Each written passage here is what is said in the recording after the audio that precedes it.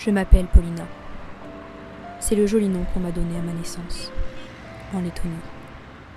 Je suis lettonne. J'arrive en France à l'âge de 3 ans, adoptée par Laurent et Sophie, après l'abandon de mes parents. Je ne suis pas comme les autres. J'ai beau les aimer profondément, ma différence dérange.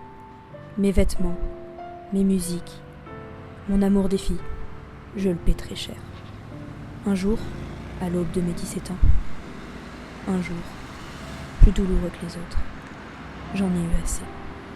Mal comprise, rejetée, c'est au pied d'un arbre de mon lycée que je mets fin à mes jours.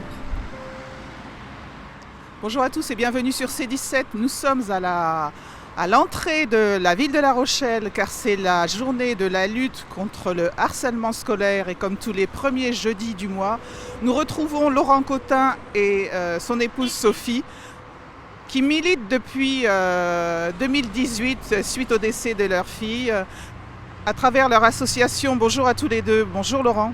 Bonjour à vous. Bonjour à vous.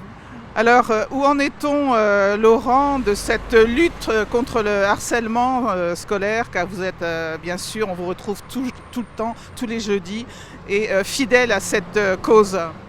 Mais pour l'instant, ça avance pas mal puisqu'on rencontre les écoles, on commence à faire des interventions dans les écoles. Et le but, c'est d'avoir des bénévoles qui viennent nous aider justement dans les écoles après une formation pour pouvoir intervenir, présenter notre film que nous avons fait dernièrement avec Marie Enaf de Saint-Sandre, un film sur le harcèlement scolaire et ce qui s'appelle La peur dans mon cartable. Nous avons obtenu 2 prix. Voilà. Et je voudrais en profiter aussi pour remercier les députés Gérard, les députés Falorni, le maire de La Rochelle, M. Jean-François Fontaine, le préfet de Charente-Maritime et bien sûr les gendarmes de Charente-Maritime qui publient souvent des choses contre le harcèlement scolaire. C'est très important de pouvoir travailler avec toutes ces associations, la préfecture, les écoles, parce qu'en fait on travaille pour le même but, nous luttons ensemble contre le harcèlement scolaire. Nous ne sommes pas l'un contre l'autre. Voilà, parce que dans le harcèlement scolaire, il y a à la fois des gendarmes qui subissent, leurs enfants subissent, des chômeurs, des boulangers, des enfants qui sont gays, des enfants qui sont gros, tout le monde peut être touché par le harcèlement scolaire. Sophie, que peut-on faire quand on a un soupçon avec son enfant en tant que parent ou grand-parent? Je crois qu'il faut déjà contacter tout de suite une association, quelle qu'elle soit, et puis être très vigilant, bien écouter son enfant. Il n'y a pas de méthode, malheureusement les enfants le cachent beaucoup, mais il faut absolument que l'enfant arrive à parler.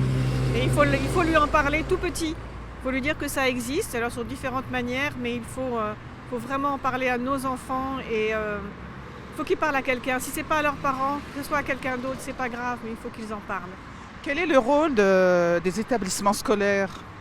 Mais pour l'instant, je trouve qu'il y a eu des efforts de fait quand même, puisqu'ils acceptent maintenant que les associations viennent dans les écoles pour respecter le harcèlement scolaire.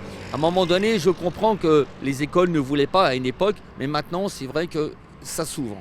Franchement, ça s'ouvre. Il y a eu plein de nouveaux plans qui ont été faits et je pense que c'est intéressant.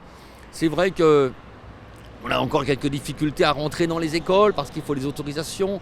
Bon, nous, ça va. Pour l'instant, on a les maires qui nous aident, voilà, comme Madame Ferrand sur Saint-Sandre. Le maire de Pulboro, la maire de Vering qui nous a aidés à rentrer dans les écoles pour travailler, donc c'est une bonne chose pour nous. Voilà.